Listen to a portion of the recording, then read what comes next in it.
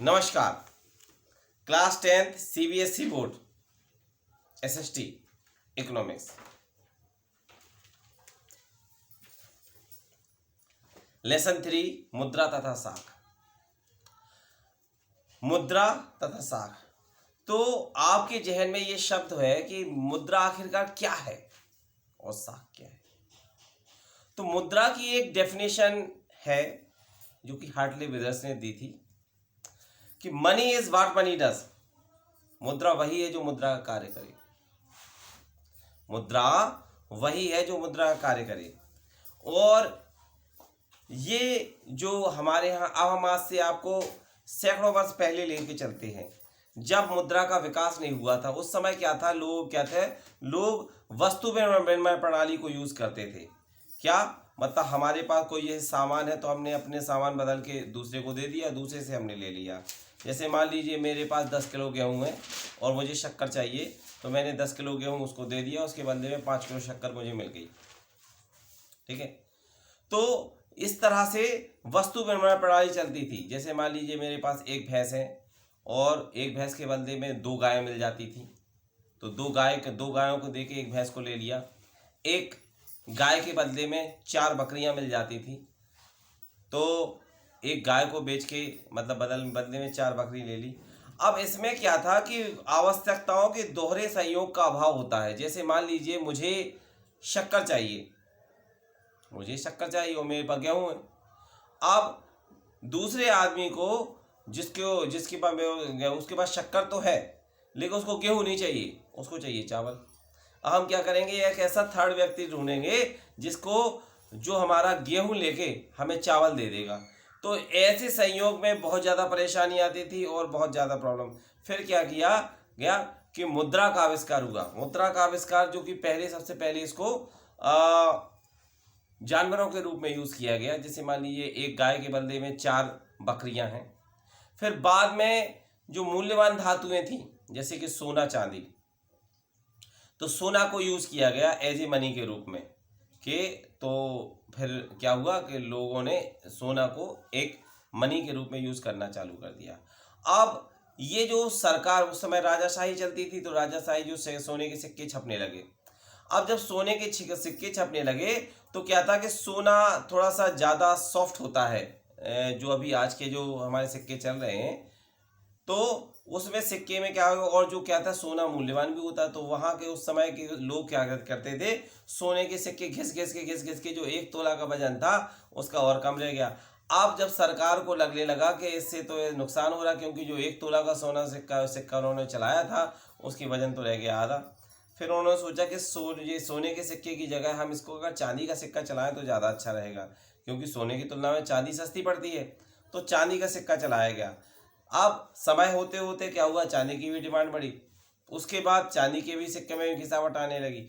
फिर क्या किया, चांदी के बाद इसको तांबे का सिक्का डाला गया, क्योंकि चांदी से सस्ता तांबा होता है, तो तांबे के सिक्के डाले गए। तो तांबे के सिक्के में भी फिर जैसे जैसे समय चलता है तो तांबे के सिक्के में भी घिसावट होने लगी। फिर क्या हुआ, समय बदलते बदलते फिर गिलट का सिक्का आया, और अभी जो सिक्का चल रहा है वो स्टील का सिक्का चल रहा है। ठीक है, तो हम ये देखते हैं किस तरह से समय के साथ बदलाव होता चला गया। अब इसमें एक जो दूसरा शब्द है साख। साख मतलब क्या, क्रेडिट। साख मतलब क्रेडिट, गुडविल। जैसे कि एक किसी व्यक्ति की जो साख है उसके अनुसार उसको लोन मिल जाता है। अगर किसी व्यक्ति की अच्छी पहचान है, जान पहचान है, अच्छा व्यवहार है, अच्छा बिजनेस है, तो उसको उसके अनुसार लोन मिल जाता है। अब जैसे किसी ने मान लीजिए बैंक से पैसा ले लिया, वो पैसा चुका ही नहीं रहा, तो उसकी साख खराब हो गई। अब जैसे मान लीजिए वो बैंक से पैसा लेने के लिए जाता है तो बैंक मना कर देगा कि नहीं, आप पहले पुराना पैसा चुकाइए, जब जाके आपको अगला पैसा मिलेगा। तो यहाँ उसकी जो व्यक्ति की साख खराब हो गई है। ठीक है, अब हमने आपको इसमें कई सारी बातें बताई। अब ये समय आया कि मुद्रा को एक नोट के रूप में तब्दील किया गया। तो पहले जब नोट नहीं चलते थे तो लोगों ने क्या किया कि जो बड़े बड़े व्यापारी लोग थे वो हुंडियों के माध्यम से दूसरों को दे देते थे, सामान में लिख के दे देते कि ये 5,000 रुपये हम आपको देंगे। अब चूंकि उस व्यक्ति की वैल्यू अच्छी है तो 5,000 रुपये बाद में कैश हो जाया करते थे। फिर इसी के साथ साथ नोट का निर्गमन हुआ। अब नोट का निर्गमन सरकार, जो कि केंद्र सरकार करती है उस समय, तो अभी भी केंद्र सरकार करती है, तो नोट का निर्गमन होने लगा। अब नोट का निर्गमन जब हुआ तो उसमें एक खास बात है कि अगर मान लीजिए आपके कंट्री का नोट विदेशों में क्यों चले, तो इसके लिए क्या है, वर्ल्ड बैंक का गठन किया गया, जिसलिए international IMF, international monitoring fund, उसका किया गया। उससे क्या हुआ कि जो भी देश नोट छापेंगे वो एक लिमिट मात्रा में वहाँ वर्ल्ड बैंक में सोना रखेंगे और उसके अनुसार नोट छापेंगे। तो जब अपने देश ने, इंडिया ने नोट छापना स्टार्ट किया तो 200 करोड़ रुपए का सोना वर्ल्ड बैंक में जमा किया। उसके बाद हम लोग ने नोटों का निर्गमन किया। अपने देश में, भारत देश में नोटों का निर्गमन भारतीय रिजर्व बैंक के द्वारा किया जाता है। अपने देश में नोटों का निर्गमन भारतीय रिजर्व बैंक द्वारा किया जाता है। बस केवल 1 रुपए का नोट, 1 रुपए का नोट भारत सरकार करती है। इस बात को आप ध्यान रखिए कि हमारे देश में सारी की सारी जो नोट हैं वो रिजर्व बैंक द्वारा निर्गमित किए जाते हैं, लेकिन केवल जो 1 रुपए का नोट है वो भारत सरकार निर्गमित करती है। अब इसमें आप आ जाइए, बैंक का एक महत्वपूर्ण योगदान है। बैंक के बारे में आप सभी लोग जानते ही हैं। औपचारिक ऋण और अनौपचारिक ऋण, जो कि हम बैंक से लेते हैं तो वो पैसा होता है औपचारिक ऋण, और अनौपचारिक ऋण वो होता है कि जो कि हम किसी अपने रिश्तेदार से या साहूकार से ले लेते हैं, हालांकि उसमें पैसा ज़्यादा लगता है, ब्याज ज़्यादा लगता है।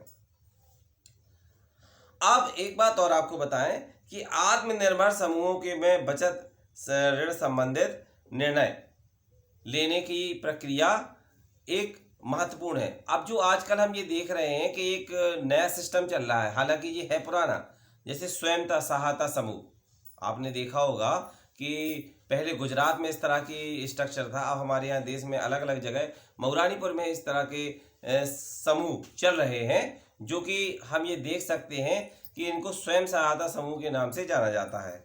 इसमें क्या होते हैं कि गांव की कुछ महिलाएं इस कार्य की जिम्मेवारी ले लेती हैं और वो मिलजुल के इस कार्य को अंजाम देती हैं। इसमें क्या होता है कि वो सरकार पैसा भेजती है और ये एक छोटा सा मिनी बैंक चलाती हैं, जिसमें कि मोहल्ले की या गांव की जो लोग, लड़कियां रहती हैं, औरतें रहती हैं, दीदियां रहती हैं, वो समय समय पर अपना पैसा जमा करती हैं और समय समय पर निकाल लेती हैं। इससे क्या होता है कि उनको बैंक नहीं जाना पड़ता है और आराम से, मतलब उन गुडविल के आधार पर उनको आसानी से वहाँ ऋण मिल जाता है।